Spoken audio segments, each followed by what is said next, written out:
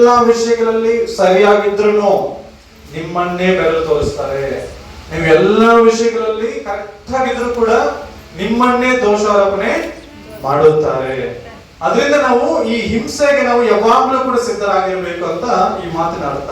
ಮತ್ತು ಪ್ರಕಟಣೆ ಗ್ರಂಥದಲ್ಲಿ 7ನೇ ಅಧ್ಯಾಯ 14 ಮತ್ತು 15 ವಚನಗಳನ್ನು ತೆಗೆದು ನೋವುಗಳನ್ನು ಹಿಂಸೆಗಳನ್ನು ತಾಳಿಕೊಂಡು ಈ ಲೋಕದಲ್ಲಿ ಬದುಕಿದಂತ ಜನಾಂಗದವರು, ಅಲ್ಲಿಂದ ಬಂದಿರುವಂತಹ ವ್ಯಕ್ತಿಗಳು ಆ ಒಂದು ಯಜ್ಞದ ಕುರಿಯಾದ ಅದರ ರಕ್ತದಲ್ಲಿ ತಮ್ಮ ನಿಲುವಂಗಿಗಳನ್ನು ತೊಳೆದು ಶುಭ್ರ ಮಾಡಿದ್ದಾರೆ. ಇವೆಲ್ಲರೂ ಕೂಡ ಅಷ್ಟು ಕಷ್ಟ ಇದ್ರು, ಅಷ್ಟು ನೋವಿದ್ರು ಸಹಿಸಿಕೊಂಡು ದೇವರ ಮಾತಿಗೆ ವಿಧೇಯತ್ವವನ್ನು ತೋರಿಸಿ ಆತನ ಚಿತ್ತದಂತೆ ನಡೆದು ಈ ಲೋಕದಲ್ಲಿ ಅವರು ತನ್ನ ನಿಲುವಂಗಿಗಳನ್ನು ಯೇಸುವಿನ ರಕ್ತದಿಂದ ಶುಭ್ರ ಮಾಡಿಕೊಂಡು ಅವರ ಜೀವಿತವನ್ನು ಅವರು ಜೀವಿಸಿದ್ದಾರೆ. ಅವರ ಒಂದು ಶುಭ್ರವಾಗಿರುವಂತಹ ವಸ್ತ್ರಗಳು ಈ ರೀತಿಯಾಗಿದೆ, ಅದಕ್ಕೆ ಅವರು ಶುಭ್ರವಾಗಿದ್ದಾರೆ. ಮತ್ತೆ ಈ ಕಾರಣದಿಂದ ಅವರು ದೇವರ ಸಿಂಹಾಸನದ ಮುಂದೆ ಇದ್ದುಕೊಂಡು ಆತನ ಆಲಯದಲ್ಲಿ ಹಗಲಿರಲು ಆತನ ಸೇವೆ ಮಾಡುತ್ತಾ ಇದ್ದಾರೆ. ಇಂಥವರಿಗೆ ಮಾತ್ರ ಅಲ್ಲಿ ಸೇವೆ ಮಾಡಲಿಕ್ಕೆ ದೇವರು ಅವಕಾಶ ಕೊಡ್ತಾರೆ. ಈ ಹಿಂಸೆನೇ ಬೇಡ, ಈ ಕಷ್ಟನೇ ಬೇಡ, ಈ ತೊಂದರೆನೇ ಬೇಡ, ಈ ಉಪದ್ರವ ಬೇಡ, ಈ ಒಂದು ನಿಂದೆ, ಈ ಒಂದು ಅಪಮಾನ, ಈ ಒಂದು ಅವಮಾನ, ಈ ಒಂದು ಯಾವ ಸಂಗತಿಗಳು ನನಗೆ ಬೇಡ. ನನಗೆ ಸುಖನೇ ಇರಬೇಕು, ಸಂತೋಷನೇ ಇರಬೇಕು, ನೆಮ್ಮದಿನೇ ಇರಬೇಕು. ನನ್ನ ಲೋಕದಲ್ಲಿ ಬದುಕಿರುವಷ್ಟು ದಿನ ನನಗೆ ಏನು ಕಡಿಮೆ ಇರಬಾರ್ದು ಅಂತಂದ್ರೆ ನಾವು ಎಲ್ಲಿರ್ತೇವೆ? ದಗದಗನೆ ಉರಿಯುವಂತ ಬೆಂಕಿಯಲ್ಲಿರ್ಬೇಕಷ್ಟೇ.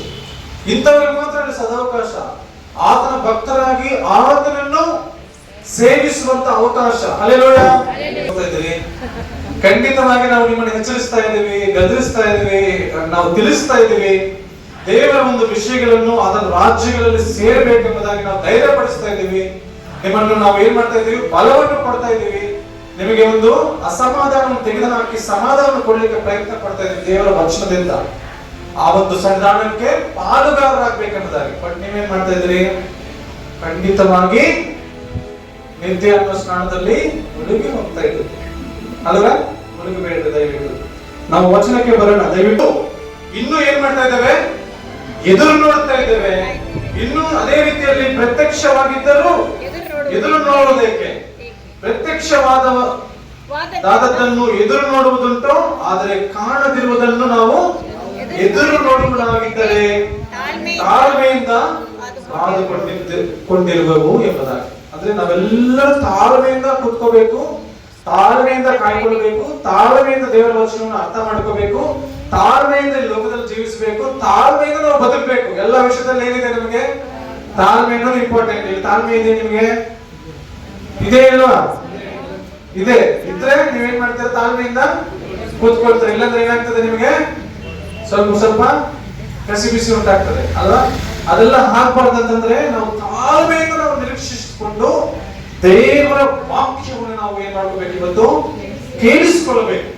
ಈ ಕೇಳಿಸಿಕೊಳ್ಳದ ಮುಖಾಂತರವಾಗಿ ದೇವರು ನಮ್ಮನ್ನು ಆ ಒಂದು ಉಪದ್ರವದಿಂದ ಬಿಡಿಸುತ್ತಾನೆ, ನಮಗೆ ಬರುವಂತ ಕಷ್ಟದಿಂದ ಬಿಡಿಸುತ್ತಾನೆ, ನಾವು ಬರುವಂತ ಅನೇಕ ಸಂಗತಿಗಳಿಂದ ನಮ್ಮನ್ನು ಏನ್ ಮಾಡ್ತಾರೆ? ಅದನ್ನು ಬಿಡಿಸಿ ಈ ಲೋಕದಲ್ಲಿ ನಮ್ಮನ್ನು ಒಂದು ಆಶೀರ್ವಾದಕರವಾಗಿರುವಂತ ವ್ಯಕ್ತಿಯಾಗಿ ಇಡುತ್ತಾನೆ.